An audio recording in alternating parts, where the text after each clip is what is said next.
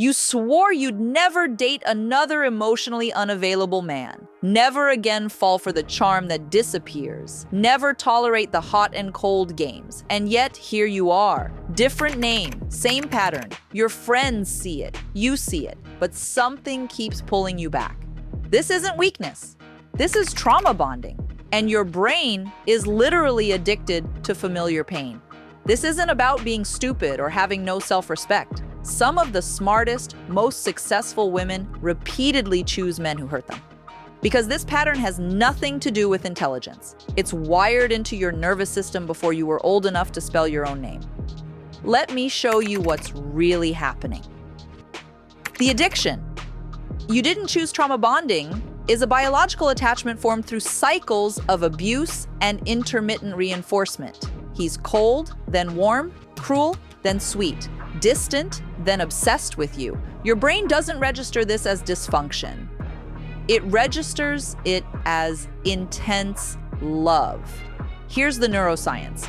Inconsistent rewards trigger more dopamine than consistent ones. When he's occasionally wonderful after being terrible, your brain gets a massive hit. Slot machines work the same way.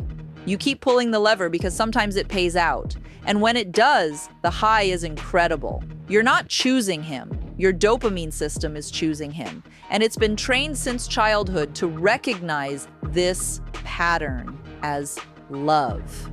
The familiar wound.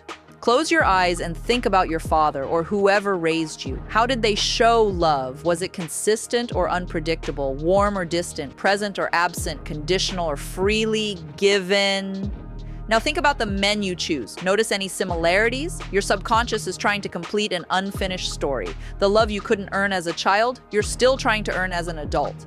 Different man, same wound. You pick emotionally unavailable men because emotionally unavailable feels like home. This isn't a conscious choice. Your nervous system is drawn to what's familiar, not what's healthy. That man who's warm one day and ice the next, your body recognizes him, not as danger, as opportunity. Maybe this time you'll finally be enough to make him stay. The chemistry lie. That electric connection you feel with the wrong men, that's not chemistry. That's recognition.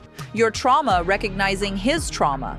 Your wounds fitting perfectly into his wounds. It feels like destiny because it's familiar.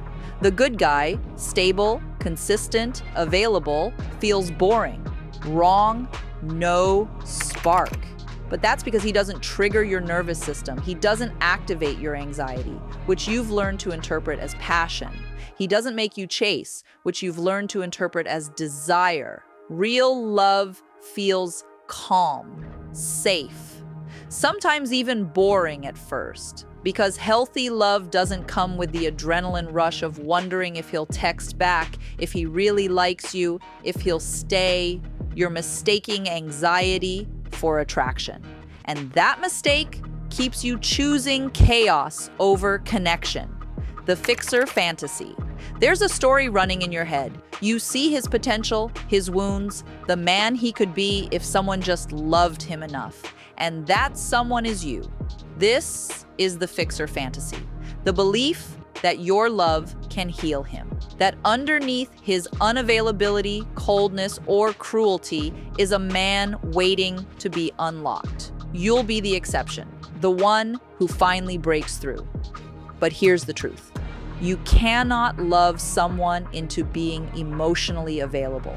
You cannot heal wounds he won't acknowledge. You cannot be enough for someone who doesn't want to be whole.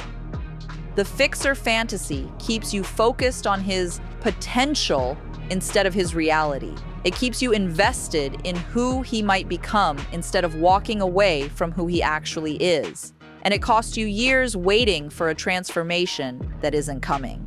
The worthiness wound underneath every pattern is a belief. And underneath this pattern is usually, I don't deserve consistent love. Somewhere along the way, you learned that love is earned, not given. That you have to work for it, prove yourself worthy, compete for scraps of affection. The man who adores you consistently, you don't trust it. You look for the catch. You wait for him to reveal the truth, that you're not actually lovable. The emotionally unavailable man confirms what you secretly believe. His distance proves you're not enough. And in a twisted way, that feels right. It matches your internal story. The good man, he threatens that belief. If he loves you fully, maybe you have to accept that you're actually worthy. And that's terrifying. You choose him because he confirms your wound. Healing means choosing someone who challenges it. Breaking the pattern.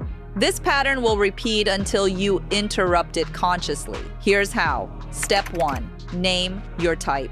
Write down every significant relationship. What did they have in common? Not looks or careers, emotional patterns. Unavailable, hot and cold, commitment phobic, controlling. See the pattern clearly so you can recognize it next time.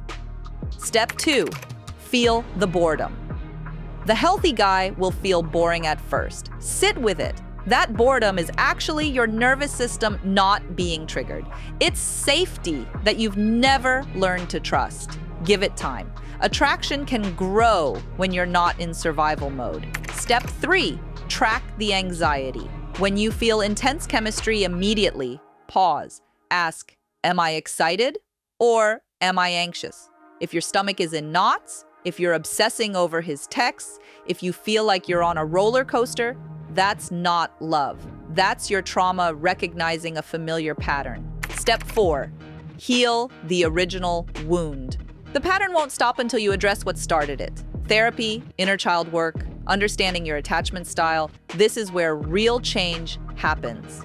You have to give yourself the love you're trying to extract from unavailable men. Step 5, choose differently.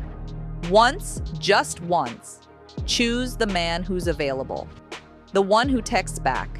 The one who makes plans and keeps them. The one who feels too easy. See what happens when you're not fighting for love. See how it feels to simply receive it. The hard truth. You know better. You've always known better.